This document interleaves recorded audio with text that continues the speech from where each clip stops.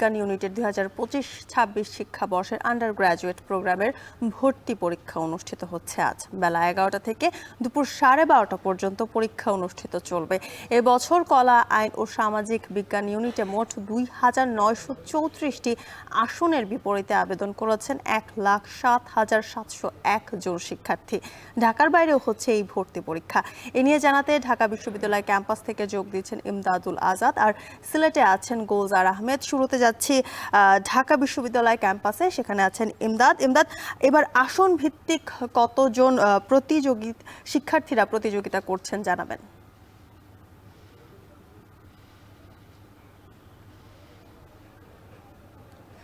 যদি আজকে ঢাকা বিশ্ববিদ্যালয়ের কলা, আইন এবং সামাজিক বিজ্ঞান ইউনিটের ভর্তি পরীক্ষা অনুষ্ঠিত হচ্ছে, এটির প্রতি আসনের বিপরীতে এই আসনে ভর্তি ইচ্ছুক শিক্ষার্থী 37 জন। এই আসনটিতে মোট আবেদন করেছেন প্রায় 1,07,701 জন শিক্ষার্থী এবং এতে আসন রয়েছে প্রায় 2,934টি।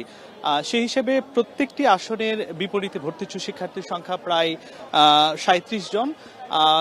আগের বছরগুলোতে যেটি হতো যে যারা ঢাকার বাইরের যে শিক্ষার্থীরা ছিল তারা ভোগান্তিতে পড়তো ঢাকায় আসতে।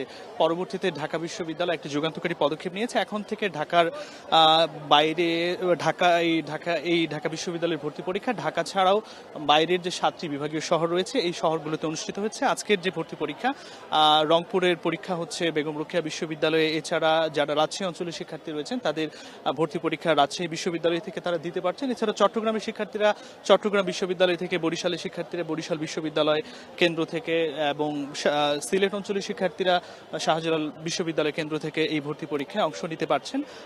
আজকে আমরা এখন লক্ষ্য করছি যে শিক্ষার্থীরা ইতিমধ্যে ভর্তি পরীক্ষার যে কেন্দ্র রয়েছে সেই কেন্দ্রে তারা প্রবেশের জন্য অপেক্ষা করছেন। তাদের সাথে তাদের অনেকের বাবা মা এসেছেন, অনেকের ভাই এসেছেন, তারাও এখানে উদ্বিগ্ন কণ্ঠে অপেক্ষা করছেন। তারা অনেকে আমরা লক্ষ্য করছি তারা শেষ সময়ে পরীক্ষায় ঢোকার আগে তাদের অভিভাবকের কাছ থেকে দোয়া এবং পরামর্শ নিচ্ছেন। তো যদি আমরা এখন আছি ঢাকা বিশ্ববিদ্যালয়ের কলা অনুষদের সামনে। এই ইউনিটের যে পরীক্ষা, এটি মূলত 3টি অনুষদের পরীক্ষা। একটি ইউনিটে হচ্ছে কলা অনুষদ এবং সামাজিক বিজ্ঞান অনুষদ এবং আইন অনুষদ। আগের বছরগুলোতে এই 3টি অনুষদের পরীক্ষা কলা অনুষদের অধীনে নেওয়া হতো। এখন এই পরীক্ষাটির নাম কিছুটা পরিবর্তন করে কলা, আইন এবং সামাজিক বিজ্ঞান ইউনিট রাখা হয়েছে। আমরা সব মিলিয়ে যদি বলতে পারি যে এই কলা, আইন এবং সামাজিক বিজ্ঞান অনুষদের এই ভর্তি পরীক্ষায় প্রতি আসনের বিপরীতে লড়ছেন 37 শিক্ষার্থী। বেলা 11টায় পরীক্ষা শুরু হবে কিছুক্ষণের মধ্যেই এবং শেষ হবে বেলা 12:30। জ্যোতিকা, এবার যাব সিলেট ক্যাম্পাসে, সেখানে আছেন গুলজার আহমেদ। গুলজার, সিলেট ক্যাম্পাসে ভর্তি পরীক্ষায় শিক্ষার্থীদের উপস্থিতি কেমন দেখছেন জানাবেন।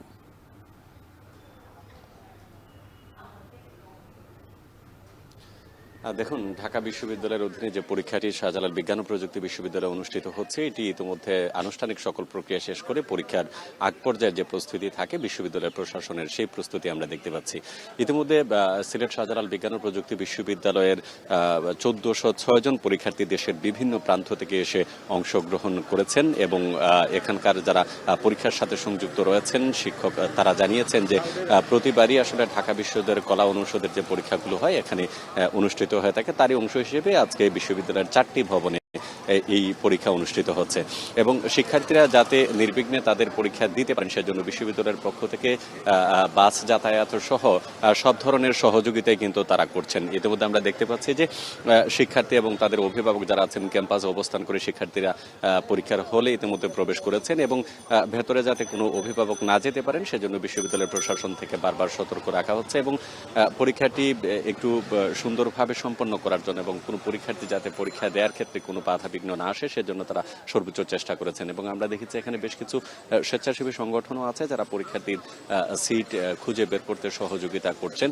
এবং প্রতিবারই মূলত ঢাকা বিশ্ববিদ্যালয় সহ অন্যান্য যে সকল বিশ্ববিদ্যালয়ের পরীক্ষায় এই শাহজালাল বিজ্ঞান ও প্রযুক্তি বিশ্ববিদ্যালয় অনুষ্ঠিত হয় আমরা দেখেছি এবারও তার কিন্তু ব্যতিক্রম নয়। তো যে 1406 জন পরীক্ষার্থী অংশ নেওয়ার কথা, এখনো যেহেতু পরীক্ষা শুরু হয়নি সুতরাং কতজন এসেছেন সেই তথ্যটি বিশ্ববিদ্যালয়ের প্রশাসন এখন পর্যন্ত নিশ্চিত করতে পারেনি। তবে তারা আশা করছেন যে সকল পরীক্ষার্থী এই পরীক্ষায় অংশ নেওয়ার কথা ছিল তারা অবশ্যই এসে উপস্থিত হয়েছেন এবং তারা পরীক্ষা সুন্দরভাবেই তারা দিতে পারবেন।